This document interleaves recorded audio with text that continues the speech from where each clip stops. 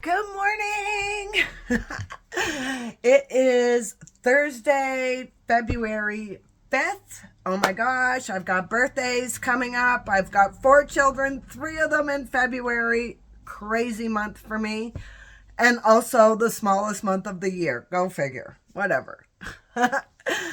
I watched Joe Rogan yesterday. He had a guest on who created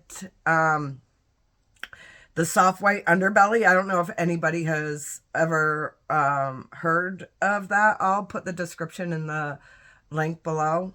Or I'll put the link in the description below. Sometimes I do talk backwards. Sorry. That's a thing. I don't know why, but it is definitely a thing.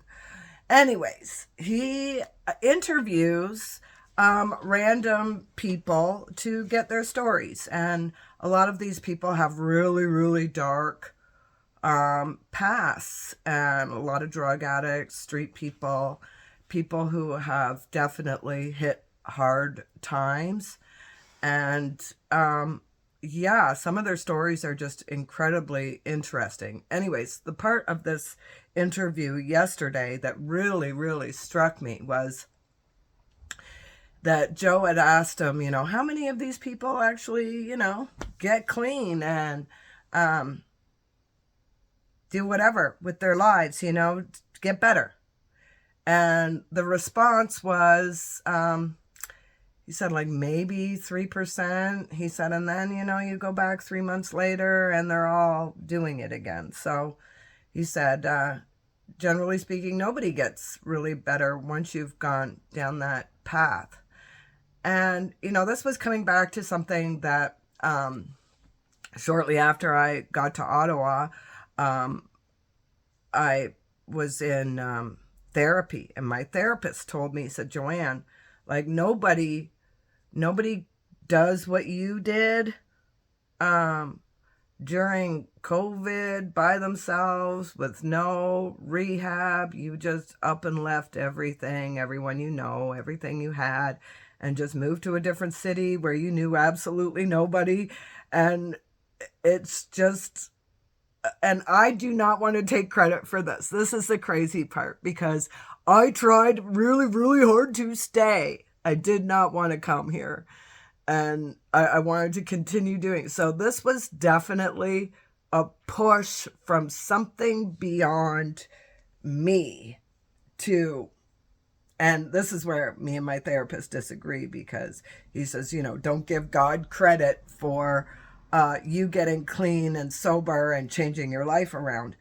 But really, I have to give credit where credit is due, because it wasn't on me. It wasn't my choice. My choice was to stay in Waterloo and continue doing the shit that I was doing.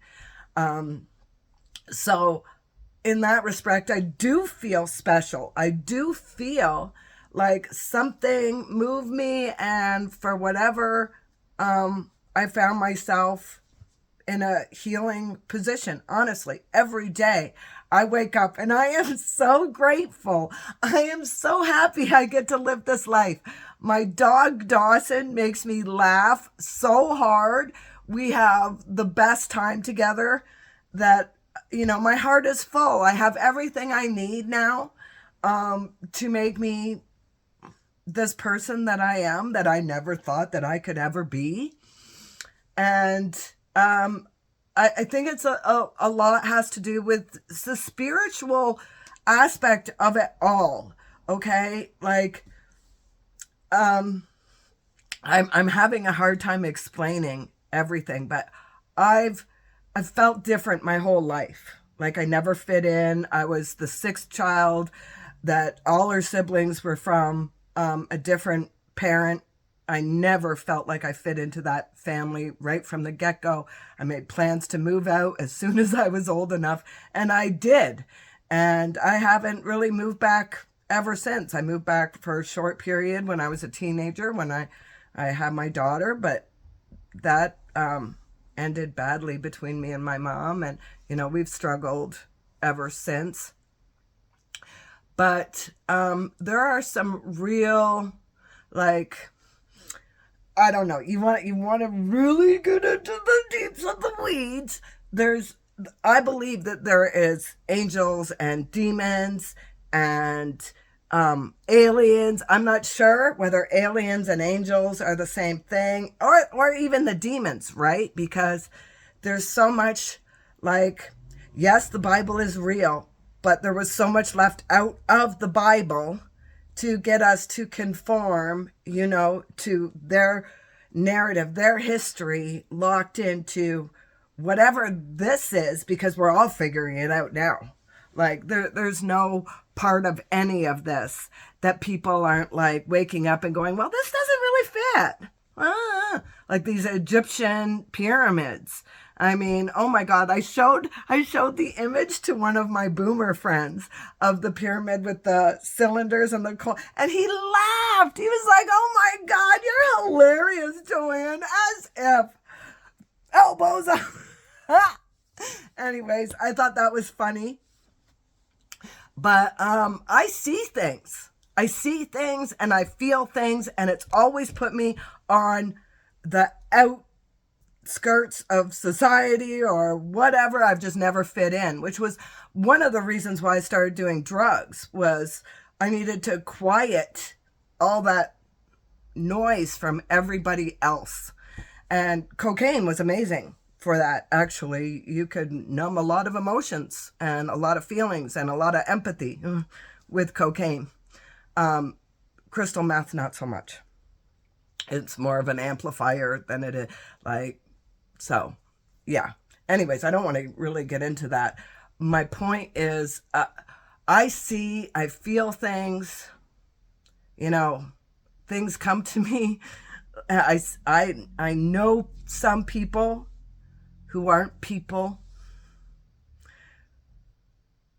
Yeah, this is where I get to sound a little crazy, but it's true. And